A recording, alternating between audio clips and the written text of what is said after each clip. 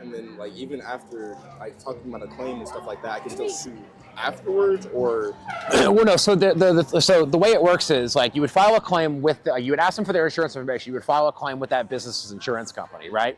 And then they would pay your claim. They would pay for your medicals. They would pay for your, they would pay for your medical bills, and they would compensate you for your injury, right? If they refuse to, if they're like, nah, you signed a waiver, or no, like, we think you broke the machine, or no, we thought you did it purposely, right? Then what they would do is, like, you'd have to get a lawyer to then sue them, right?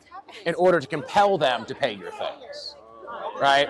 But filing a claim comes first, and if they refuse to pay the claim or they don't honor it, then you would file a lawsuit to, like, force them to participate, right? So step one's filing the claim.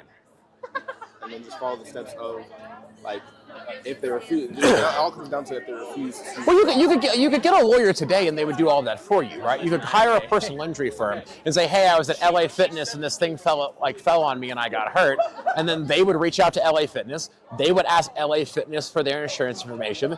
They would file a claim on your behalf, give them copies of all of your bills, and then ask them to pay you for your bills and to compensate you for your injuries, right? And then if they don't pay you, then they would sue that LA Fitness to force them to go to a hearing to then have a jury decide whether or not you were injured and whether or not you deserve compensation. And then if you win at a jury, LA Fitness would be responsible to pay you, and then their insurance company would indemnify them and write the check to you on behalf of LA Fitness.